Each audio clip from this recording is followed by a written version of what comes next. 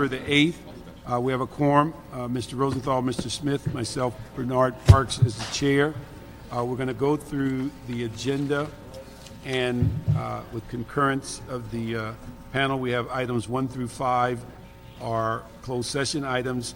When we get and I'm recused on item number 1. If we can get agreement on consent 8 and 9, and we have 2 regular items 6 and 7. 8 and 9 are fine. Okay, so we're going to go into closed session and be back after we finish the 5 items.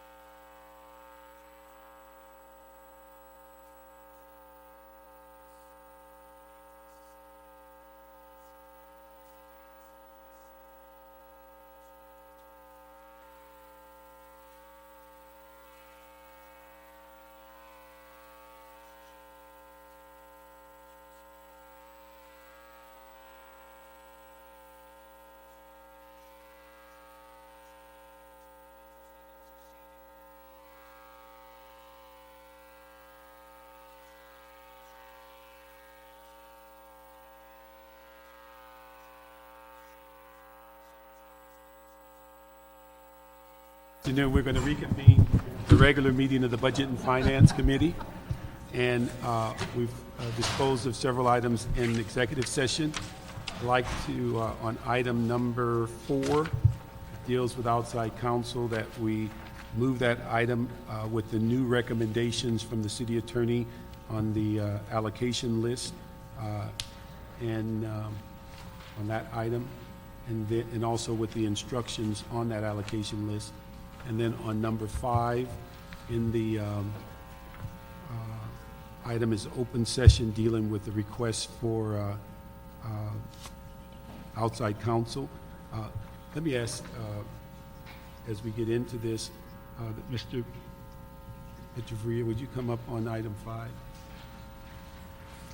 Could you advise us as whether the city attorney has made a legal position or formal city attorney's opinion on this issue of dispute between the city attorney's office and the controller's office? To my knowledge, we have put the position of the city attorney and the analysis of the charter provisions in writing, but I don't know of any formal opinion that's been issued in connection with this last audit efforts by her office. There may have been either an opinion or other written advice issued when the consolidation of the gang programs in the mayor's office was proposed and was actually done, but I don't know for sure. I can check on what was done in that situation. Okay. Now, in the sense you said on the first one, is that you believe it's written in a not as a opinion, but in some other document? Right. We distinguish our formal opinions from other written advice in both in the degree of detail. How would that have been distributed as written advice? That, I assume, would have gone to the committee that was considering the consolidation of the gang programs in the mayor's office. Okay, and that would have been on point to this issue as to the authority of the controller in auditing programs and performance versus financial? Yes. My recollection is that issue was discussed at the time, and I believe there may have been something in writing provided. But I was not involved in providing that advice, so I can check. Okay. All right. If we could ask you, and if I remember correctly, we were talking about Wednesday. Yes. That this item will be in closed session on Wednesday. If you could provide the council in closed session what has been written and what is the advice or city attorney's opinion on this issue, so that we can be advised during that closed session. I will convey that request. Okay. I'm sure it will be done. I have questions that I want to ask in closed session as well, because we're not taking a vote today on this, is that Well, correct? the thing is this, I have a concern on a couple of things. One, and again, is a direction, I would ask you, as far as a direction to the city attorney's office, that while the council is reviewing this, that the city attorney does not take any further legal action on this case until the council can make a decision as to the appropriate stand on the city charter and the interpretation, so that, and then subsequently making a decision as it relates to the city's, if there's a policy decision versus a legal decision. So if we can ask that direction to go to the city attorney, so that we're not hearing about, as we're going forward, that some legal activity is going on absent the council approval.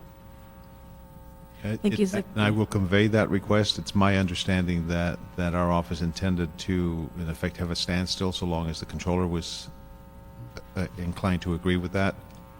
No, That's think all that I he's- know. I think what Mr. Parks is saying is that, sorry, do you, no, go ahead, is that okay? Is that the council never made a determination, the policymaking body of the city never made a determination to go forward and to sue. It was a decision by the city attorney. And therefore, the council normally makes those decisions or is advised or given, and that never occurred. So therefore, Mr. Parks is asking that since the council has not made a policy decision about that, not for the city attorney not to move forward on a variety of items related to that case. One other issue that has come to our attention is that there's also been outside counsel hired for certain employees within, I don't know if that's true or not, within the city attorney's office, and to be able to, that issue to also be reported on Wednesday. On Wednesday? Because I think the issue that we're trying, again, I would think, this is just me, I would think that if we're going to sue an elected official in the city of LA, that would have come before the council in some fashion, and where the council would say yea or nay. If we're going to expend funds in that regard, that would have come before the council to say yea or nay. And without that prior approval, then we're saying, as far as a committee, I'd hope we'd support this, that we're asking the city attorney not to move forward on any other expenditures or moving forward on the legal issue until the council's had a chance to review this and make their decision yea or nay. And you anticipate that would be on Wednesday? It would be Wednesday, or if we can come to a decision, whenever that decision is made. We're moving it to the agenda on Wednesday, but again, I don't guarantee that that's going to get resolved in one day. I just would not like us to continue down this path without the council sanctioning a direction. And I'll be happy to convey that request and make sure that the right people are there on Wednesday to answer any questions. And if I you could might be have. blunt, we had a public discussion about that particular issue. Some of us said put it on the ballot the next March and others didn't or whatever. But when it comes to spending taxpayers' money at such a critical point in our city situation, every penny has to be looked at in a serious way, nothing cavalierly. That's why we want to go into closed sessions. I don't want to spend taxpayers' money on something unless we're clear that we're doing it. And this is a pretty strange moment we're in. Okay? All right? Thank you Thank very you. much. So the action today is, We'll move it, we will not make a recommendation on the funds, but we will clearly send a direction as to the legal part of it should be addressed by council before any further legal activity or funds are dedicated on either side. thank you. The next item on the agenda is item 6, CLA-CAO joint report relative to a proposed fee study policy for special events and related. Yes, can we do 7 first? Yes, we'll take 7 out of order. Item number 7 is a CAO-CLA joint report relative to LA RICS Joint Power Authority. Bless you. Thank you. Can we have city staff, please? We're on item number 7.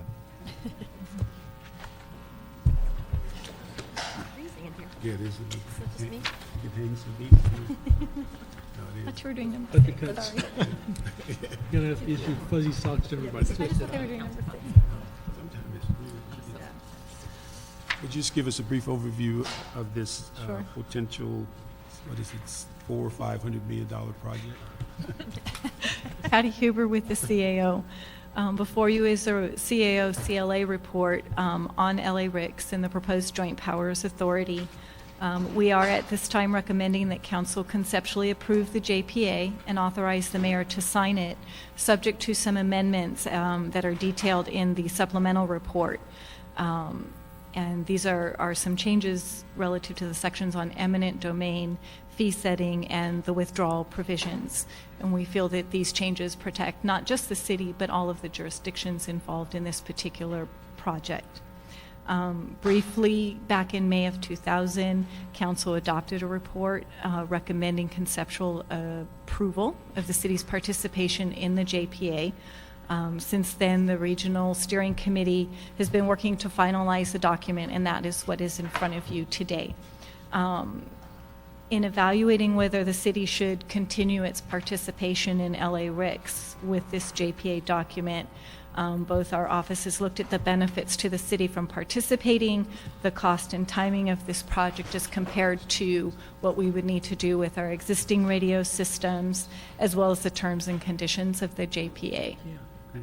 Let me just, I think this is, you've answered this over and over again, but just for clarity in this committee, by signing JPA, is that a financial commitment on the city? Dennis Keene from LA Fire. No, sir, not at this time, because once the Joint Powers Authority becomes operational, within 9 months of that, there's a goal to have a financial committee to determine the actual costs, both up front and then ongoing. And there are provisions within the Joint Powers document, particularly some that Patty talked about with minor revision, will ensure our ability to just remove ourselves from the process if it doesn't meet our operational needs or if we're unnecessarily burdened by the project. And what is our expectation of ITA's consultant study? What's the timeline on getting that done? There's consultants that are on board now through Urban Area Security Initiative. We took and had the initial group hired through the city. This group is hired through the county, but work for the whole region because it's urban area funding. So we have consultants on board right now. Their contract will expire around March 31st of next calendar year, unless there's an extension granted on those funds to the end of next calendar year. They'll either be continued through a different year of UASI funding. That was 06. They'll be continued on 07. When the whole project is brought forward, we'll have a separate RFP that's going to go out just for the consultants to help with this. There's an RFP that will go out to hire the vendor to do the design and construction, but a separate one that will go out just to hire consultants to assist us with oversight of that vendor. And what we want is the vendor to assume all the risk. In other words, they manage the project and they build it to the specifications that we agreed to in a contract. And what we do is quality assurance on them, and we'll have a consultant assist us with that. Would there be any benefit to the city or this whole JPA to be held in abeyance until the consultant studies are through, or? Not at this time, Councilman, because we're developing the RFP to go out for the vendor, and we're going to run those parallel, basically, at the same time. So there's two consultants actually on board. One is called DeltaWorks. It's paid for out of the county's general fund, and they're hired to help them with the project they had, where they were just going to consolidate county sheriff and county fire radio systems. That person does a lot of work now, and then there's also RCC. Later is the RFP for LA-RICS to build it. As that RFP goes out, we plan on releasing another one just for those consulting services to help us with the project as it moves forward. Relative to your question, the RFP for the LA-RICS project is going to be issued by the JPA once it's constituted.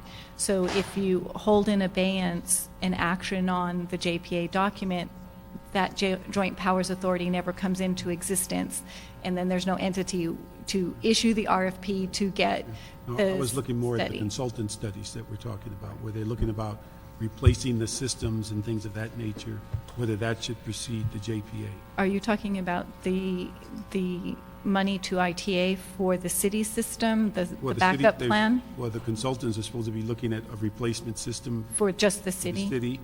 Should that go forward before the JPA, or should? I'm just trying to find out a timing.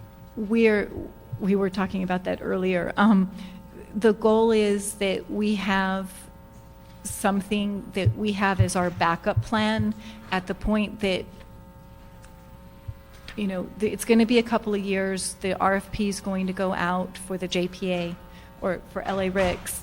It's going to be a while to assess get the bids and assess those bids, and then, you know, have a project to then design.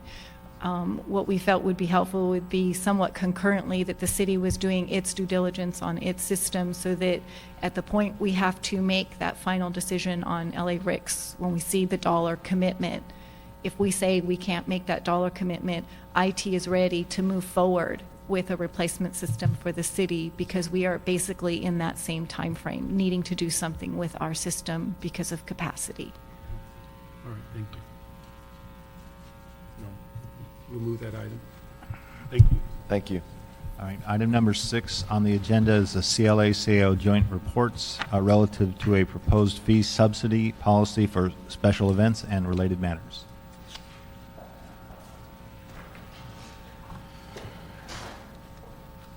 She'll explain.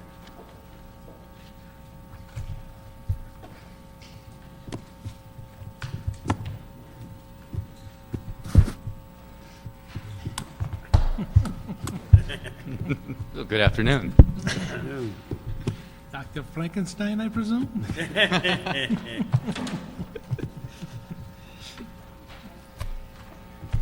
I was going to ask, could you just take us through, because there's so many reports and so many recommendations, take us through what is being recommended today, what version, so that we can follow 5.0. that. Well, what's before you and what's being recommended is the Public Works Committee recommendations that they took back in October, I believe. Yes.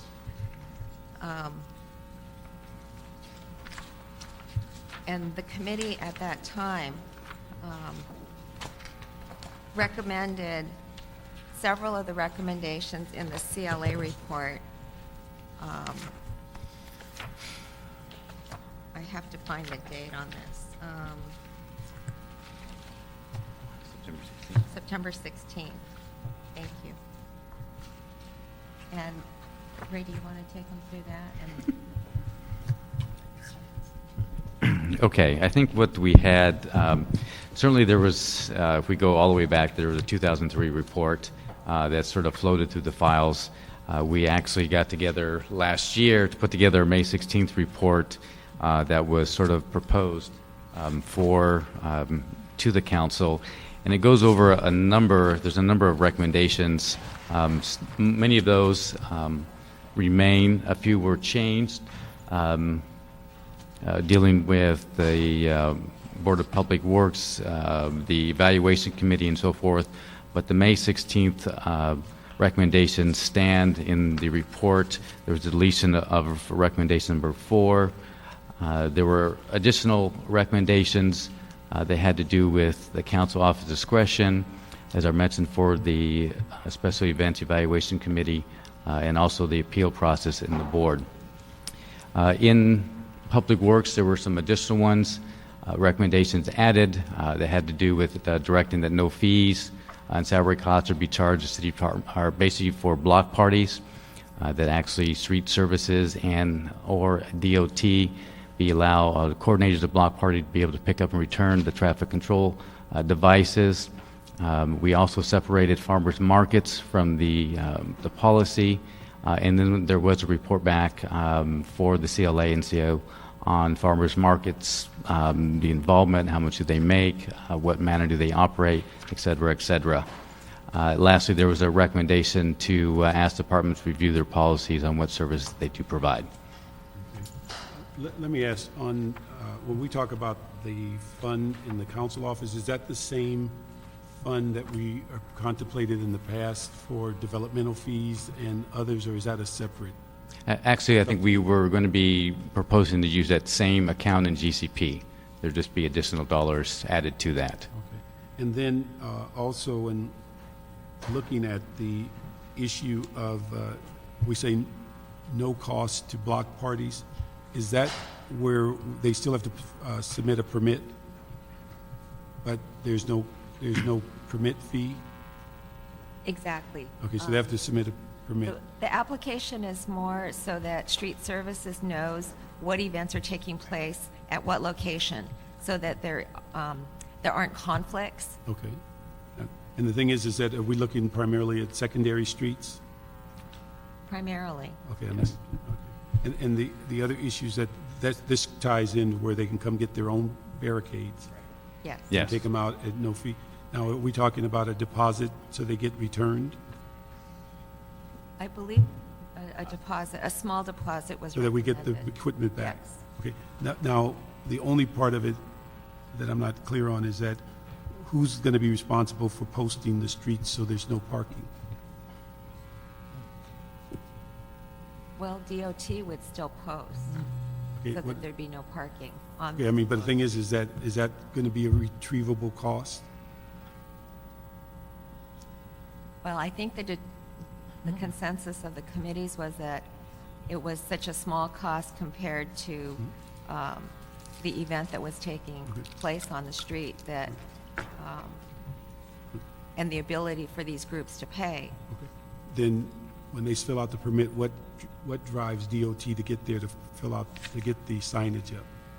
Because From the- generally we do it by motion, but now, Oh, street services would be the one-stop shop for special event permits. And there would be a process, internet-based, where departments that need to provide certain services such as DOT posting street closures, so they would know that they need to go to do this for a block party. okay, so they cover that now. What is the cost of that one-stop location? Because it's with several positions? That is correct. I believe there were 4 positions that were being authorized. I don't recall what that dollar amount. I'm sorry.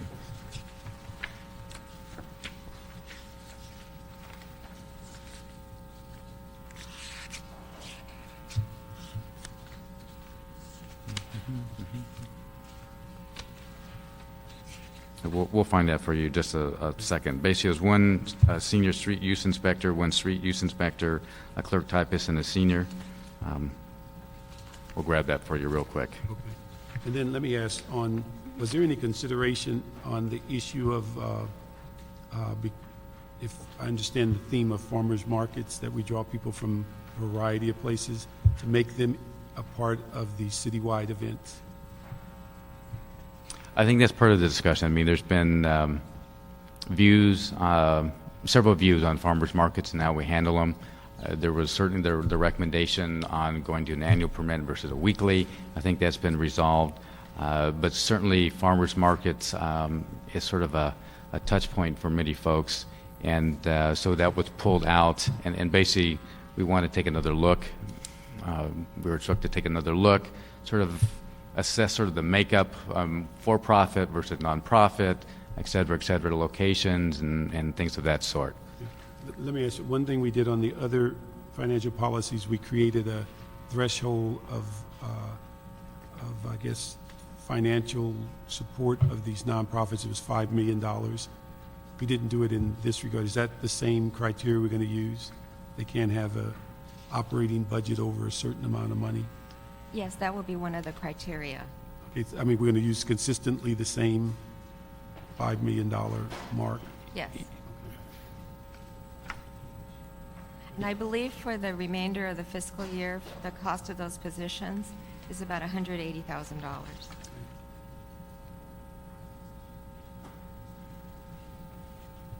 That's just remainder of the year, 6 months funding? I'm sorry? 6 months funding? Yes.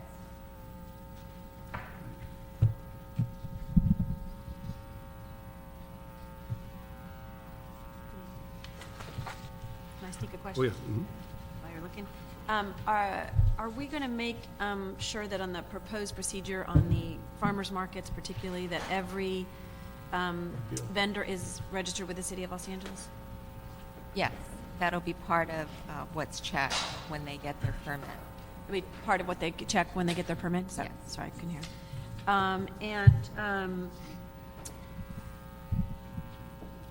So are you suggesting also there may be some savings for that they're going to do it online? There's not going to be as much kind of individual responsibility on that too? It's hoped that there would be a cost savings as well as efficiencies, just in the process of getting information to the various And for some of departments. the, I think, if I understood the report correctly, if you're looking citywide on some things that bring economic benefit, and we've talked about some of those that are unusual in nature, those will be adopted by the council as a policy decision, or will that be Public Works, or how will that work in practice?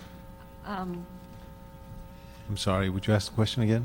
If we find that there is an event that the city of Los Angeles sponsor, or not sponsors, but is encouraging to come here, we've advocated, we've lobbied for, we want them to be here, and we want to waive their fees, A Grammys type event, something like that? something like that, how would that procedure work? That would, I think the way, what this contemplates is that we would have an agreement with them whereby, through the agreement, we would agree And to is that provide agree- certain services above and beyond what we would normally provide. Is that agreement that's done by the Public Works Department, or is that a city council asking this to happen kind of thing? As with the agreements, I think that are contemplated here, it would be the council. Yes, That a would approve motion those. could be introduced, and then the council can approve a contract with a particular group to provide an event, and costs can be negotiated, or reimbursements can be renegotiated. And currently, we say to a lot of people when they get there, I know 'cause some of my projects, they didn't have anyone to come pick up the actual barriers to do that. We currently do that, correct? I think some groups do, yes.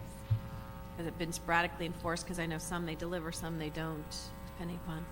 I think, Roz, they generally do not deliver, is that correct? Correct. So that's not a new policy we're doing today? That's No. just- No. They can deliver, however, they would have to reimburse the city. If they actually deliver, okay. And how are we going to identify which are, clarify that they're a nonprofit? Will they have to provide their? They have Yes, to if I- provide, I'm their sorry. articles of incorporation as a nonprofit. And the certificates from the IRS, 501c3, or the equivalent. Or the equivalent of that. And how we handle places like, I know the convention center, for example, and Ms. Perry's done a lot, and say Mr. Garcetti, only because they happen to represent areas that have a lot of things happening in their neighborhoods. How will those, if there's waivers at convention center or waivers at Hollywood Boulevard for different things? There's a separate policy on the convention center that you've recently adopted. Right. So those events will be handled under that policy. Under that policy. And then citywide events, we're proposing that the city attorney, CAO, and CLA come back with specific definitions of what types of events would be considered citywide. And when will this policy be, I mean, I know we're going to adopt, but when do you see it implemented if we adopt it before the end of the year? In effect. It would take a bit of time to draft the ordinance, but not that long, so I would say sometime in January you would have it back to vote on. But the policy would go, since it's a policy, would go into place when the council adopts it. Okay. Yeah, That's what I mean. I right. think we want to see. I would think we need to give organizations a little bit of lead time. We need to get street services ramped up. I mean, there's it's something I don't think we can do in January. I mean, we'd have the ordinance, but I think we'd have to set some sort of effective date. Yes, we need to set effective date. It will be June 30th before we're even doing that.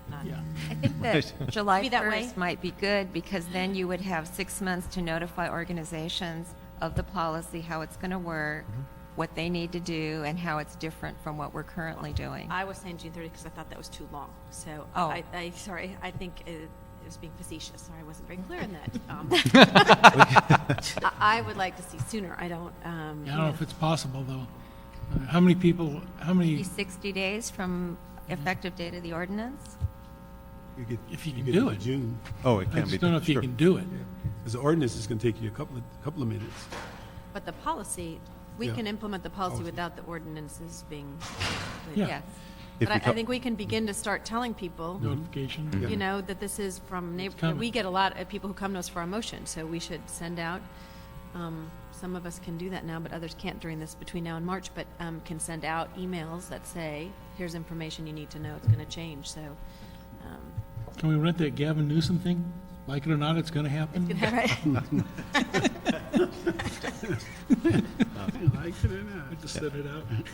If I may, great. I wanted to comment, just for purpose of clarity, the two types of events, the block parties and farmers markets, that are at least one that appears permanent, the other, for the time being at least, are being excluded from the application of fees right now.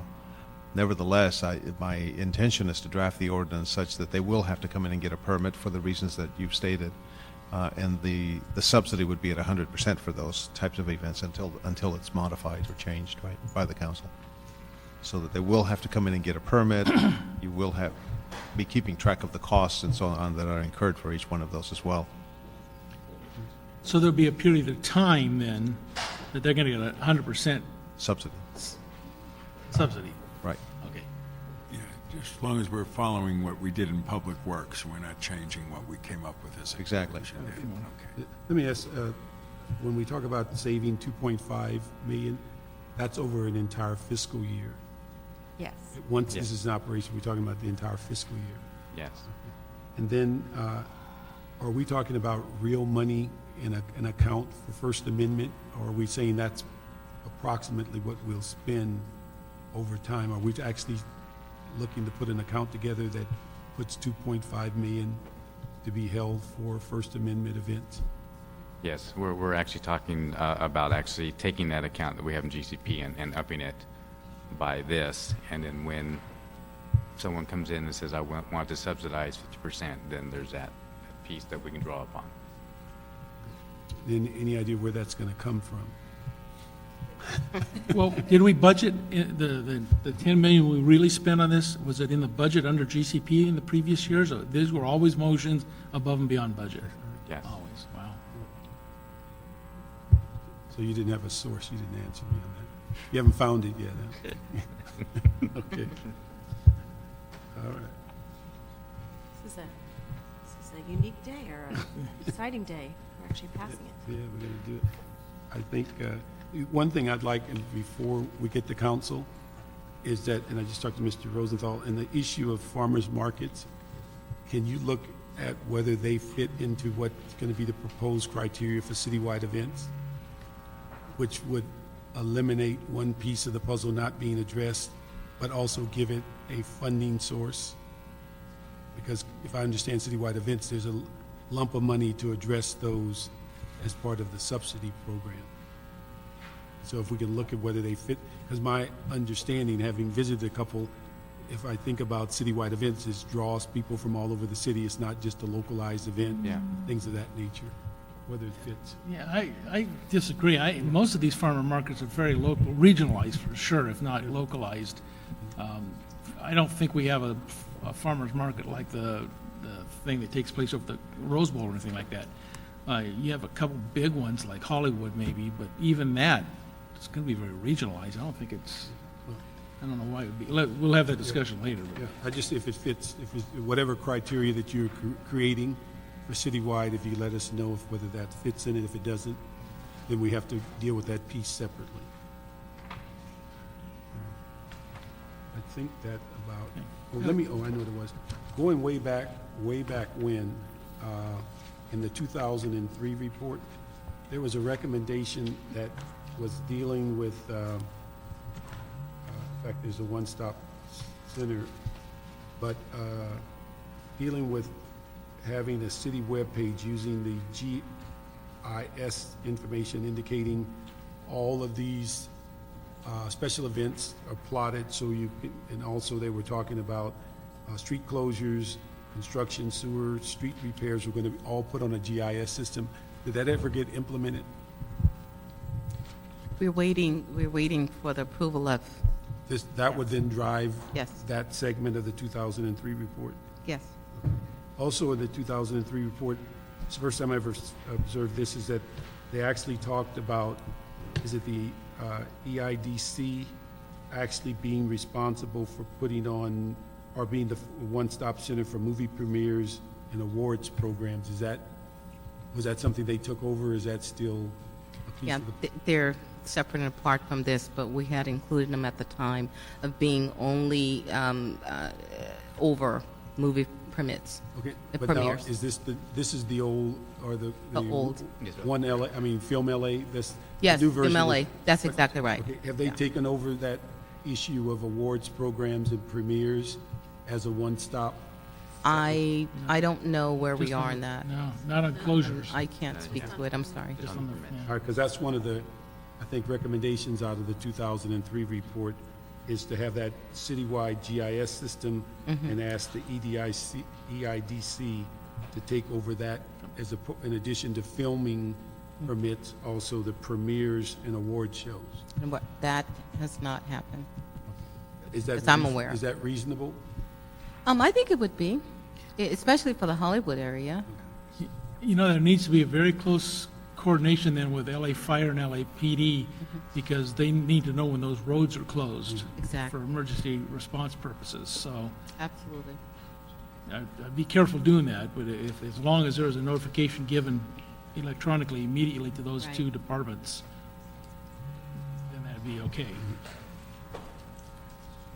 But if you could look at those two items in the 03 report to see if they have Okay. current credibility as it relates to this current policy. Yeah, Okay. I think that's something we have to probably ask street services, and we give them some staff to go forward on this. I think it'd be something that we should task them with, whether they have the ability or whether they need to work with engineering or IT on that. But I think that'd be a good instruction for them. Let me just, my last question is that in dealing with the issue of the regular block clubs, if we're saying they come get their barricades and such, then what would the new account be used for primarily when we subsidize? What other kinds of events would be available for? Is this our festivals? Is it dealing with Parades. parades, things of that nature? Correct.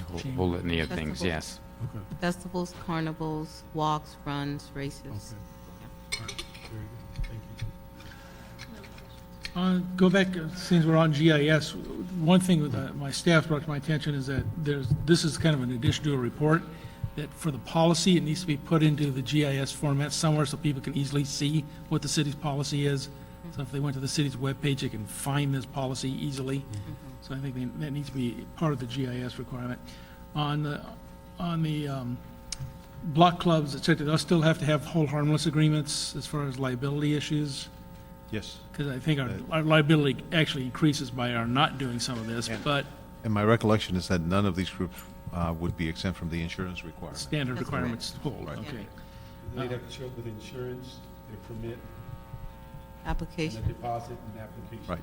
That's fine. And then the last thing on the farmer's market issue, which we will still, I guess, come back on. I've always stated this, and it's still my concern, that we don't allow professional farmers markets to rent a 501c3.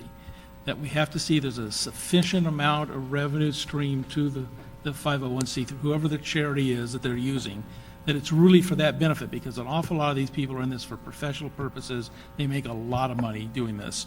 And I don't want to be giving up a lot of money for people to utilize public streets to compete with our legitimate businesses in the neighborhoods under the guise that it's for charity.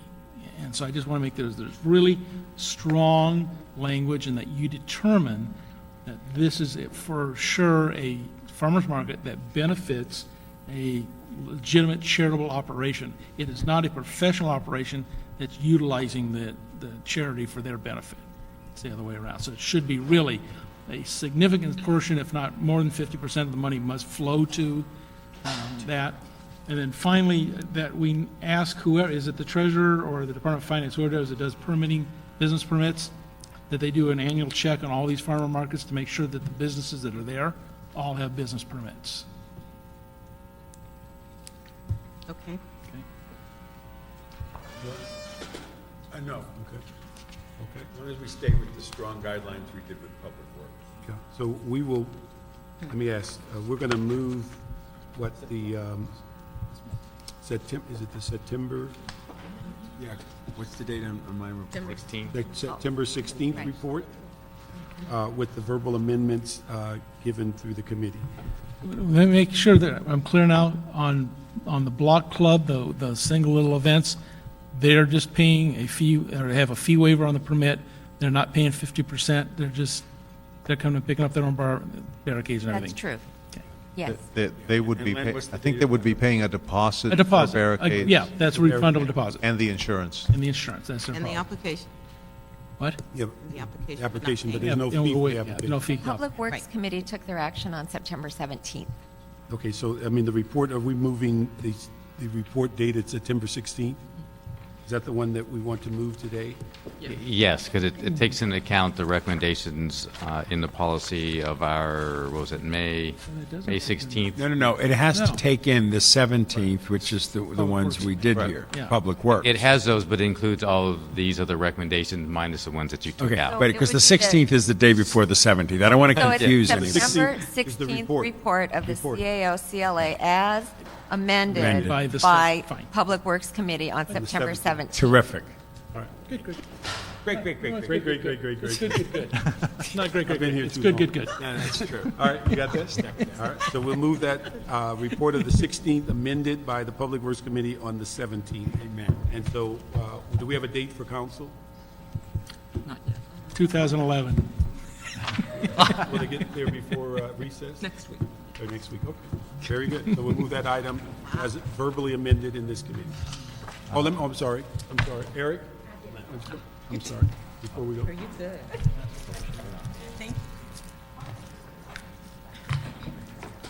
Good afternoon, Eric Sanjurjo, Councilmember Weisar's office. The councilman's in jury duty right now, so he sends his apologies that he can't be with you. Just a couple of issues we wanted to highlight about this proposal, which I guess we can try to address in council. One is that there's about $100,000 worth of El Pueblo events that are in our allotment of special events. And in talking to the department, neither they nor our office knows where we would identify the money necessary to make up the other 50% of the cost of providing those events, all of which are recurring events, many of which are specifically related to the city's history, such as its birthday. Those should be citywide. Those are citywide events, and there's a pot of money, but I think there's a question, since we don't have an actual list of what the citywide events are, as to whether or not that money might possibly run out before we get to $1 million. So we can only speculate at this point. Most of the events in our district, we think, frankly, are citywide. As far as that issue as well, like to see some discussion of what the CLA suggests that we do with money that's left over at the end of the year that's not utilized. A couple of council districts have had $67,000 in waivers at 50%. That would leave quite a bit of a savings. So we'd like to see, for those districts that are not going to use their full allotment, if maybe that money could go back towards the citywide pot, or if we could find some other usage for that. Hopefully those districts that have higher waivers will have a chance at that. But I think what we've said early on these subsidy fees, that they're not fees that will roll over from year to year, so that we don't have people accumulating funds. They will get swept at the end of the fiscal year and then get reallocated, so that we don't have mismatches. So each district starts off with their allocation each year equal. I think that's been fairly standard with development fees and a few others that we've dealt with, so that we don't have horse trading and whatever. I think the issue in this case is there's a pretty large disparity in the value of the closures for district to district. And There's no that doubt. makes us And when I look at difficult. mine, there is a big disparity. I think if you look at the poor areas, they use it much more. But again, I think we tried to cut this for what, 5 years, 6 years, 7 years, to come up with something that works for everybody. That's what we've kind of addressed. Okay, thank you. Mr. Parks, that was the last item on the agenda. Last item? That was it. Okay, all right. Thank you. Wow.